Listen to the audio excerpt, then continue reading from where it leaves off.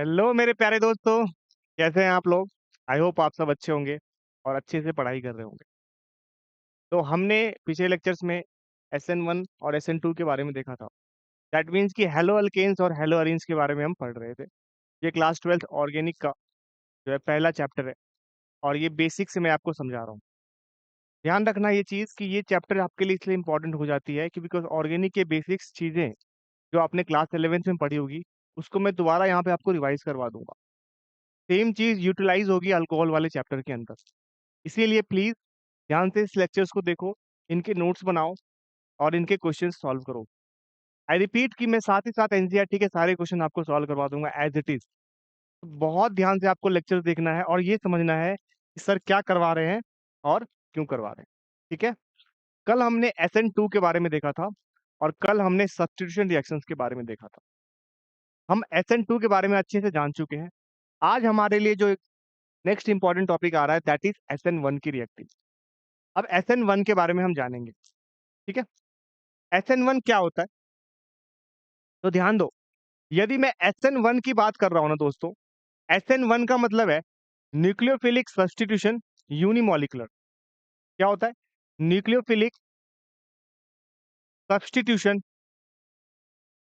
Unimolecular. Unimolecular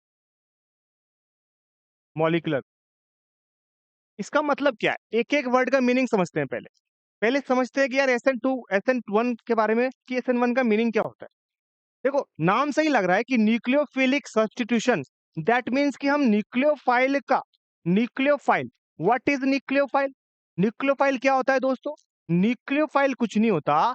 nucleophile एक nucleus loving आपने पढ़ा होगा, है ना?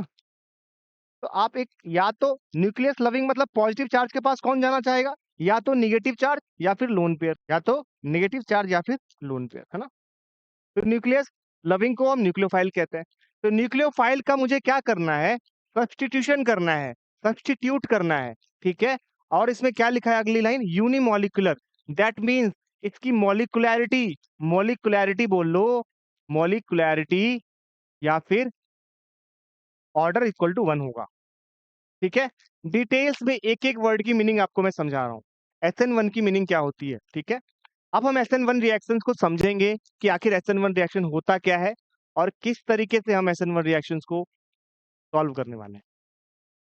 तो ध्यान से देखना आप ये चीज कि यदि मेरे पास SN1 की रिएक्शंस गिवन है तो SN1 होता क्या है। SN1 SN1 के बारे में हम जानना चाहते हैं। देखो ध्यान से, SN1 क्या होता है? देखो मान लो कि मेरे पास कोई भी रिएक्टेंट गिवन है RCl। ठीक है। Let's take an example of this and by example मैं इस रिएक्शन को समझने का ट्राई करते हैं। ठीक है। मान लीजिए मान लीजिए कि मेरे पास कार्बन है और इस कार्बन के साथ सब्स्टिट्यूएंट अटैच है और इनके साथ क्या है? एक लिविंग ग्रुप Cl अटैच है। ठीक है। This is RCl। ठीक है। RCl को ध्यान से देखना, RCl को मैंने क्या करा? रिएक्शन करवा दिया। किसके साथ? RCl की रिएक्शन मैंने करवा दी न्यूक्लियोफाइल के साथ, दैट मीन्स OH निगेटिव के साथ। तो आपको बताना है कि प्रोडक्ट क्या होगा, है ना? देखो मैं आपको मैकेनिज्म बताने वाला हूं, तो इसको इसलिए इस चीज को ध्यान से देखना। ये मेरे पास रिएक्शंस थी, मेरे को इस रिएक्शंस के बारे में पता करना है कि रिएक्शन होती क्या है, इनकी मैकेनिज्म जाननी है। हम वो भी जानेंगे अभी। ध्यान से देखना, ये मेरे पास एक रिएक्शन है। ठीक है। चलो इसको मैं ऑर्डर में लिख देता हूँ ताकि आप लोगों को दिक्कत ना हो। यहाँ पे प्लस OH। ठीक है। अब इसकी मैकेनिज्म को हम समझेंगे। देखो इसकी मैकेनिज्म में ना 2 स्टेप होते हैं। It is a 2 step process. पहला फीचर ही मैं आपको ये लिखाने वाला हूं। यहाँ पे हम किस रिएक्शंस की बात कर रहे हैं दोस्तों? हम यहाँ पर बात कर रहे हैं SN1 की। किसकी बात कर रहे हैं? SN1 की। तो यहाँ पर हमारी जो बातें हो रही हैं वो SN1 रिएक्शंस की हो रही है। तो SN1 रिएक्शंस के अंदर यदि मुझे इसकी मैकेनिज्म जाननी हो तो मैकेनिज्म में आप ये चीज याद रखना कि this is a 2 step process. तो इसकी जो मैकेनिज्म होगी ना वो 2 स्टेप की होगी। कितने स्टेप्स की होगी? 2 स्टेप्स की होगी। तो सबसे पहला स्टेप होता है फर्स्ट स्टेप, स्टेप 1। वो क्या है? तो इसका जो स्टेप वन है दोस्तों, स्टेप वन क्या है इसका? स्टेप वन के बारे में देखते हैं। स्टेप वन है इसका कार्बोकैटायन का जनरेशन। कार्बोकैटायन का, दैट इज लिविंग ग्रुप जाएगा तो सी प्लस जनरेट होगा, ठीक है। Generation of carbocation, that is the step one. कैसे है समझते हैं इसको। तो मेरे पास कंपाउंड है, सपोज करो कि मेरे पास ये कंपाउंड है, इसमें क्या हुआ,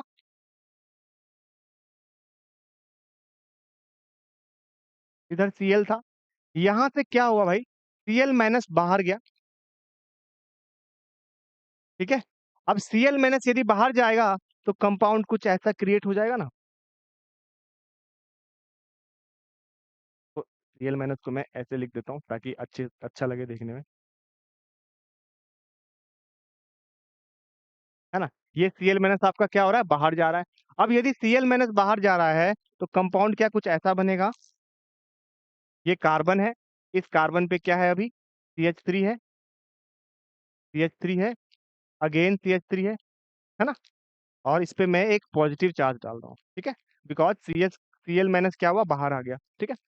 देखो यहां तक समझ में आया। पहला स्टेप क्या होता है, पहला स्टेप है जनरेशन ऑफ कार्बोकैटायन, कार्बोकैटायन का जनरेशन, यानी कि सी प्लस का जनरेशन। तो यहाँ पर सी प्लस की जनरेशन कैसे हुई, ये देखने वाली बात थी। तो यहाँ पर जो सी प्लस की जनरेशन हुई है वो कैसे हुई है, Cl माइनस यदि बाहर गया है तो वो कार्बोकैटायन बना है। अच्छा, इसकी हाइब्रिडेशन कितनी है, हाइब्रिडाइजेशन, क्लास 11th में आपने पढ़ा होगा हाइब्रिडाइजेशन। इस मॉलिक्यूल की हाइब्रिडाइजेशन होती है sp3। जब Cl माइनस बाहर जाएगा तो हाइब्रिडेशन होगी sp2। तो यहाँ पर इसकी हाइब्रिडेशन कितनी होगी दोस्तों, sp2। समझ में आया, कोई डाउट है यहाँ तक। तो पहला स्टेप क्या था, जनरेशन ऑफ कार्बोकैटायन। पहला स्टेप क्या है, जनरेशन ऑफ कार्बोकैटायन। चलो, तो यहाँ पे हमने कार्बोकैटायन को तो जनरेट कर लिया। अब कार्बोकैटायन को जनरेट करने के बाद सेकेंड स्टेप क्या होगा, अटैक ऑफ न्यूक्लियोफाइल। यानी कि अब हमें क्या करना है दोस्तों, न्यूक्लियोफाइल का अटैक करना है। दैट मीन्स स्टेप टू में हम क्या लिखेंगे, अटैक ऑफ न्यूक्लियोफाइल। ये मेरा स्टेप टू हो जाएगा। दैट मीन्स कि मेरे पास जो कार्बोकैटायन बना हुआ है, ये वाला पार्ट, ये वाला part, this is carbocation, because carbon पे पॉजिटिव चार्ज है। तो कार्बन का कैटायन है तो कार्बोकैटायन। अब कार्बोकैटायन पे यदि आप न्यूक्लियोफाइल डाल रहे हो तो बच्चों मेरे को एक बात बताओ, एक बात जानने वाली बात है, carbocation that is OH minus जो है, sorry, nucleophile that is OH minus यदि कार्बोकैटायन पे अटैक करेगा तो कार्बोकैटायन पे अटैक करने का कितना रास्ता है इसके पास, कितने वेज हैं अटैक करने के, है ना। दोनों साइड से ये अटैक कर सकते हैं दोस्तों, देखने से पता चल रहा है आप लोगों को। या तो फ्रंट से भी कर सकते हैं अटैक ये, या फिर ये बैक साइड से भी अटैक कर सकते हैं दोस्तों। तो फ्रंट से भी अटैक हो सकती है और बैक साइड से भी अटैक हो सकती है, बिकॉज ये जो है अपना फ्रंट से भी अटैक करेगा और बैक साइड से भी अटैक करेगा। अब आप लोग ये क्वेश्चन पूछोगे कि सर आपने ये फ्रंट और बैक क्या होता है, ये बताने का क्या रीजन है। देखो, यदि आपको SN2 याद होगी तो याद करो, मैंने उसमें आपको सिखाया था कि देखो SN2 के अंदर केवल बैक साइड से अटैक होता है। तब जो प्रोडक्ट फॉर्म होते थे वो उल्टा इन्वर्जन होता था। यहाँ पर जो प्रोडक्ट फॉर्म होंगे वो फ्रंट साइड से अटैक होगा और बैक साइड से, दोनों साइड से अटैक होगा। तो इन्वर्जन तो होगा ही, प्लस एक और होगा। तो समझते हैं इसको क्या होता है बोर्ड के अंदर, ठीक है। तो दोनों साइड से मैं इसको अटैक करता हूँ। तो जब दोनों साइड से अटैक करूंगा तो क्या प्रोडक्ट बनेगा दोस्तों, कुछ ऐसा प्रोडक्ट बनेगा, देखो ध्यान से, कुछ ऐसा बनेगा। ये कार्बन, यहाँ पर CH3, यहाँ पर CH3 और इधर CH3। सपोज करो ये बैक साइड से अटैक करेगा, तो जब बैक साइड से अटैक करेगा तो OH ग्रुप किधर अटैच होगा, बैक साइड में। दैट मीन्स इस साइड में हम क्या अटैच करेंगे, अब OH अटैच करेंगे। और यही चीज मान लो कि फ्रंट साइड से अटैक करे, सपोज यदि वो फ्रंट साइड से करता, तो फ्रंट साइड से अटैक करता तो OH ग्रुप कहाँ पे अटैच होता दोस्तों, फ्रंट साइड में। दैट मीन्स कि मैं यहाँ पर क्या लिखने वाला हूँ, OH ग्रुप को फ्रंट साइड में लिखूंगा। बीच में क्या साइन होगा, प्लस का साइन, बिकॉज दो प्रोडक्ट फॉर्म हुए हैं। समझो मेरी बात। मैंने यहाँ पर क्या करा, OH नेगेटिव का अटैक जो है फ्रंट साइड में भी कराया और बैक साइड में भी कराया। तो बैक साइड में तो ये रिजल्ट आएगा और फ्रंट साइड में ये रिजल्ट आएगा, है ना? ठीक है? समझ में आया? तो जब बैक साइड में ये आ रहा है और फ्रंट साइड में ये आ रहा है, मतलब 2 प्रोडक्ट बन रहे हैं इसके। यहाँ तक क्लियर है? चलो, एक बार दोबारा समझते हैं। एकदम क्रिस्टल क्लियर। मेरे पास ये कंपाउंड है, मुझे इस कंपाउंड में OH नेगेटिव एक न्यूक्लियोफाइल का अटैक करवाना है, ठीक है? तो मैंने क्या बोला, यदि ये SN1 की रिएक्शन है, तो ये 2 स्टेप में होगी। जो पहला स्टेप है, वो क्या होगा? कार्बोकैटायन यानी C+ का जनरेशन। तो यहाँ पर कार्बोकैटायन जनरेट हो रहा है। ये मेरे पास RCl था, 3 डिग्री अल्काइल हैलाइड था। इसमें से Cl आपका बाहर जाएगा, तो ये आपके पास क्या जनरेट होगा दोस्तों? कार्बोकैटायन। यहाँ तक क्लियर है? समझ में आ रही चीजें? अब कार्बोकैटायन यदि आपका जनरेट हो गया, अब देखो क्या होने वाला है। स्टेप 2 में क्या होगा, ये कार्बोकैटायन पे अब न्यूक्लियोफाइल आपको आके अटैक करेंगे। तो यहाँ पर न्यूक्लियोफाइल क्या है? OH नेगेटिव, ये अटैक करेगा। समझने वाली बात थी कि अटैक जो है फ्रंट साइड से भी हो सकता है, बिकॉज स्पेस तो अवेलेबल है, और बैक साइड से भी हो सकता है दोस्तों। तो फ्रंट से भी अटैक होगा और बैक साइड से भी होगा। इसका क्या मतलब है सर? यदि फ्रंट साइड से अटैक होगा तो OH ग्रुप जो है वो फ्रंट पे राइट हैंड साइड पे आएंगे, और यदि बैक साइड से अटैक होगा तो OH ग्रुप जो है वो बैक पे, that is left hand side से आएंगे। समझ में आया? ये लेफ्ट में OH और राइट में OH मैंने क्यों लिखा? ठीक है, समझ में आया? तो अब यहाँ पर ये चीजें इंपॉर्टेंट है आपके लिए जानने के लिए कि जब आप फ्रंट और बैक की बात करते हैं, तो ये याद रखना, ये जो मेरा पार्ट है, यदि बैक साइड से अटैक करता है, याद करो SN2 में OH बैक साइड से अटैक करता था, तो उसको हम कहते थे इन्वर्जन, बिकॉज मॉलिक्यूल का स्ट्रक्चर पलट गया। तो इसको भी हम बोलेंगे दोस्तों इन्वर्जन। क्या बोलेंगे? इन्वर्जन बोलेंगे सर। क्या बोलेंगे सर? इन्वर्जन। अभी यदि ये इन्वर्जन है, तो यहाँ पे तो पलट गया तो इन्वर्जन, बट यदि सेम साइड आ गया तो रिटेंशन। क्या बोलेंगे उसको? रिटेंशन बोलेंगे। क्या बोलेंगे? रिटेंशन। क्या बोलेंगे इसको दोस्तों? रिटेंशन बोलेंगे। ठीक है, तो इन्वर्जन और रिटेंशन। तो जानने वाली बात है कि लैब में जब आप ये कंपाउंड बनाओगे, तो ये दोनों जब आपकी रिटेंशन और इन्वर्जन आएंगे आइसोमर्स, तो आप ये देखोगे कि 50% तो ये आ रहे हैं और 50% फ्रंट साइड वाले और 50% बैक साइड वाले आ रहे हैं। तो आप क्या बोलोगे कि सर 50% तो मेरा फ्रंट साइड से आएगा और 50% मेरा बैक साइड से आएगा। तो ये भी 50%, इन्वर्जन भी 50% और रिटेंशन भी 50%, मतलब आधा आधा बनेगा। यदि 8 मोल बन रहे हैं टोटल कंपाउंड, तो 4 मोल ये 4 मोल ये, 50% रिटेंशन 50% इन्वर्जन। जान लो दोस्त, यदि 50% रिटेंशन और 50% इन्वर्जन बनेगा ना, तो इसको ही हम बोलते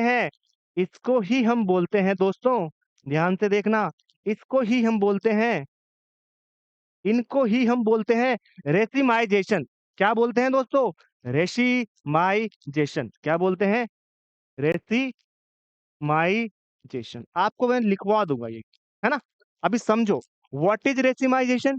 जब 50% रिटेंशन बनेगा और 50% इन्वर्जन बनेगा, उसके बाद जो प्रोडक्ट फॉर्म होगा, दैट इज कॉल्ड रेसिमाइजेशन। समझ में आई बातें आपको? What is racemisation?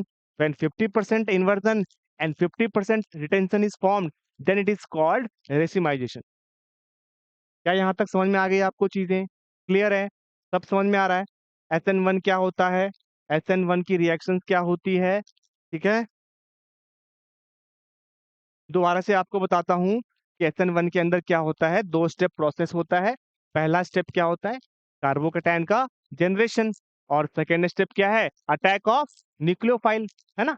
न्यूक्लियोफाइल जो अटैक करेगा, वो फ्रंट से भी कर सकता है और बैक से भी कर सकता है। तो फ्रंट से करेगा तो रिटेंशन, और बैक से करेगा तो इन्वर्जन। यदि दोनों 50% फॉर्म होगा, तो दैट इज कॉल्ड रेसिमाइजेशन। क्या आपको ये चीजें समझ में आ गई? क्लियर है? यदि यहां तक क्लियर है चीजें, तो मैं आपको कुछ फीचर्स लिखाने वाला हूं, ठीक है? तो that is features of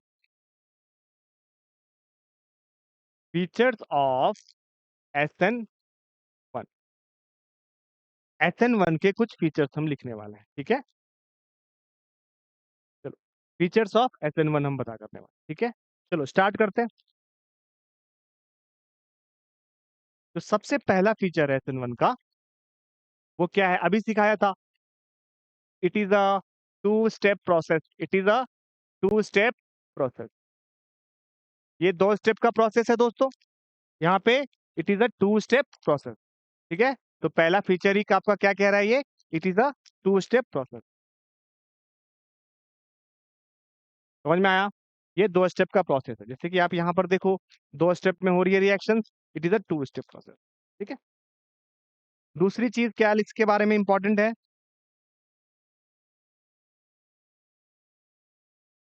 racemisation takes place, है ना। अभी सिखाया आपको what is racemisation, when 50% inversion and 50% retention takes place. तो आप चाहो तो लिख दो, 50% क्या हो रहा है दोस्तों, रिटेंशन हो रहा है, और 50% इन्वर्जन हो रही है, तो उसको हम कहते हैं रेसिमाइजेशन। समझ में आया। when 50% retention and 50% inversion takes place, then it is called racemization, ठीक है। ये सेकेंड प्रोसेस हो गया। थर्ड की बात करते हैं। एक बात बताओ मेरे को, एक बात बताओ, यदि मेरे पास ये रिएक्टेंट था, तो ये रिएक्टेंट किन किन चीजों पे डिपेंड कर रहा है। यानी यदि मैं आपको रेट लॉ पूछूं कि what is the rate of the reaction, तो आप क्या बोलोगे दोस्तों। यदि मैं आपसे पूछता हूं कि what is the rate of the reaction, third point में आपको पूछ रहा हूं कि रेट ऑफ SN1,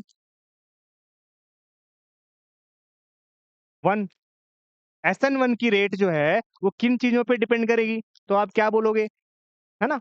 SN1 की रेट जो है वो किन चीजों पे डिपेंड करती है, का मतलब है कि यदि मेरे पास ये रिएक्टेंट गिवन है और ये प्रोडक्ट गिवन है, तो आप रेट लॉ की सोचो। रेट लॉ में क्या होता था कि कितने रिएक्टेंट जो हैं मिलके प्रोडक्ट बना रहे हैं, है ना। तो यहाँ पर रेट लॉ लगाओगे, तो एक बात बताओ, ये भी रिएक्टेंट है और ये भी रिएक्टेंट है ना, रिएजेंट है, दोनों मिलके प्रोडक्ट बनाएंगे, है ना। बट ये गलती मत करना, यहाँ पर रेट दोनों पे डिपेंड नहीं करेगी, केवल RCl इस वाले कंपाउंड पे रेट डिपेंड करेगी, इस वाले कंपाउंड पे, केवल इस कंपाउंड पे रेट डिपेंड कर रही है, RCl पे, न्यूक्लियोफाइल पे नहीं डिपेंड कर रहा है रिएक्शन। कई बच्चों को ये समझ में नहीं आया होगा, मैं आपको समझाता हूँ, एक एक चीज समझाऊंगा। तो रेट ऑफ SN2 किस पे डिपेंड करेगी दोस्तों, पहले इसको कर लेते हैं solve. Rate of SN2 is directly proportional to RCl, केवल RCl पे डिपेंड करेगी, ठीक है। अब समझते हैं सर ऐसा आपने क्यों बोला, ये तो आपने समझाओ भी तो सही, कि आपने तो बोला कि रेट RCl जो है हमारा, वो रेट जो है वो केवल और केवल RCl पे डिपेंड करेगा, इस पे न्यूक्लियोफाइल पे करेगा ही नहीं। तो एक बात बताओ, कैसे, क्यों, किस लिए, कब, इसको जानते हैं। अब एक बात बताओ, जो पहला स्टेप होता है ना, वो है अपना जनरेशन ऑफ कार्बोकेटाइन, है ना। जो पहला स्टेप होता है वो है अपना जनरेशन ऑफ कार्बोकेटाइन। तो पहला स्टेप जो है ना, वो मेन स्टेप होता है। क्यों, क्योंकि जब पहला स्टेप ही नहीं होगा, तो न्यूक्लियोफाइल कहाँ से अटैक करेगा। It is a two step process, है ना। ठीक है। आप केमिकल काइनेटिक्स में पढ़ते होंगे कि जो स्टेप्स होते हैं ना, वो कई सारे स्टेप्स से मिलके, मान लो फॉर एग्जांपल एक रिएक्शन बना होता है, बट जो सबसे स्मॉलेस्ट या सबसे स्लोएस्ट स्टेप होता है ना, उससे रेट की डिटरमाइनेशन होती है। That is the smallest, sorry, the slowest step is called rate determining step. Rate determining step, RDS। तो स्लोवेस्ट स्टेप जो होता है वो रेट को डिटरमाइन करता है। इसका क्या मतलब है सर, चलो इसको भी समझते हैं पहले, है ना। इसको भी समझने का ट्राई करते हैं। सपोज करो कि आप जो है किसी कंपनी में, किसी मैन्युफैक्चरिंग कंपनी में, सपोज करो कि कहीं भी आप एक पर्टिकुलर चीज की मैन्युफैक्चरिंग हो रही है ना, किसी भी चीज की मैन्युफैक्चरिंग हो रही है। सपोज करो कि मान लो कि कार जो है, कार की मैन्युफैक्चरिंग, मान लो कि मेरे पास क्या है, मारुति, मारुति के शोरूम में, है ना, मारुति के शोरूम में सपोज करो कार की मैन्युफैक्चरिंग होगी। किसकी मैन्युफैक्चरिंग होगी, कार की मैन्युफैक्चरिंग होगी। अब एक बात बताओ मुझे, यदि कार की मैन्युफैक्चरिंग हो रही है, तो कार की मैन्युफैक्चरिंग करते टाइम कार की बॉडी पार्ट एक जगह पे बनेगा, है ना। एक पर्टिकुलर यहाँ मान लो ये हॉल 1 है, इस हॉल 1 में बॉडी पार्ट्स बन रहे हैं, और प्लस मान लो कि ये हॉल 2 है, ये सपोज करो हॉल 2 है, और हॉल 2 में कार के इंजन बन रहे हैं, और सपोज करो हॉल 3 में क्या बन रहे हैं, कार की मैन्युफैक्चरिंग हो रही है आपकी सस्पेंशन वाले पार्ट्स की। और ठीक है, सस्पेंशन वाले पार्ट्स की मैन्युफैक्चरिंग हुई, सस्पेंशन, ठीक है। दैट मीन्स कि जो उसके, है ना। और हॉल 5 की मैं बात करूं तो हॉल 5 में सपोज करो, हॉल 5 में सपोज करो अदर्स थिंग्स की हो रही है ना, ट्रांसमिशन हो गया और अदर थिंग जो भी चीजें, ठीक है। ये सारी चीजें अलग अलग हॉल में, अलग अलग रूम में मैन्युफैक्चरिंग हो रही है, अलग अलग मशीन्स वाले पार्ट्स में, ठीक है। तो होगा क्या, फाइनली जब सारी चीजें प्रिपेयर्ड हो जाएंगी तो ये सारी चीजें कहाँ पर आएंगी, एक मेन असेंबली लाइन पे आएंगी, आएंगी ना, असेंबली, जहाँ पे सारी चीजें क्या होगी, असेंबल्ड होगी, और फिर जाके हमारा क्या निकलेगा, फिर जाके हमारा कार निकलेगा, क्या निकलेगा, मारुति की कार निकलेगी, क्या निकलेगी, मारुति की कार निकलेगी, है ना भाई, मेरे डैड की मारुति, ठीक है, मारुति की कार निकलेगी। अब एक बात बताओ मेरे को कि बॉडी पार्ट्स कहीं और बन रहे हैं, इंजन कहीं और बन रहा है, सस्पेंशन कहीं और बन रहा है, और बाकी अदर पार्ट्स कहीं और बन रहे हैं, और सब आके एक जगह पे असेंबल्ड हो रहे हैं, और फिर अपनी एक गाड़ी बन रही है। अब मान लो कि किसी शोरूम को 50 गाड़ियों का ऑर्डर देना है, या 100 गाड़ियों का ऑर्डर देना है, या ऑर्डर देना है कंपनी से, तो कंपनी ये तो पता करेगी ना कि किस रेट से गाड़ियां बन रही है। जैसे कि आपने ये देखा होगा कि एक्सयूवी 700 के लिए कितनी लाइनें लगी होती है, 2-2 साल का वेट है, 2.5-2.5 साल का वेट है, ठीक है। तो भाई ऑर्डर तो देना पड़ेगा, तभी जाके मैन्युफैक्चरिंग होगी, और मैन्युफैक्चर होगी फिर जाके अपनी तैयार होगी। तो हमने ये देखा कि बॉडी पार्ट्स, इंजन, सस्पेंशन और अदर्स थिंग्स जो हैं वो असेंबल्ड हो रहे हैं एक असेंबली लाइन में। अब एक बात बताओ, सपोज करो कि ये बॉडी पार्ट बन के आ गया, सस्पेंशन बन के आ गया, बाकी चीजें बन के आई, इंजन बन के ही नहीं आई, ये जो है सबसे लास्ट में बन रही है, सबसे स्लोवेस्ट है, इसका रेट जो है सबसे स्लोवेस्ट रेट है, स्लोवेस्ट रेट में बन रहा है। मतलब आप ऐसा सोचो कि भाई बॉडी पार्ट्स तो बन के आ गया, सस्पेंशन बन के आ गया, अदर थिंग बन के आ गई, और वो वेट कर रहे हैं, किसका वेट कर रहे हैं, इंजन का। इंजन आएगा तभी तो टोटल कार बनेगी ना, समझ में आया। तो कहने का मतलब है कि यदि बॉडी पार्ट्स पहले बन के आ गया, सस्पेंशन वाले पार्ट्स पहले बन के आ गए, बाकी सारी चीजें पहले बन के आ गई, वो सारी चीजें किस चीज का वेट कर रही है, इंजन का वेट कर रही है। इंजन आएगा तभी तो टोटल कार बन के आएगी बाहर।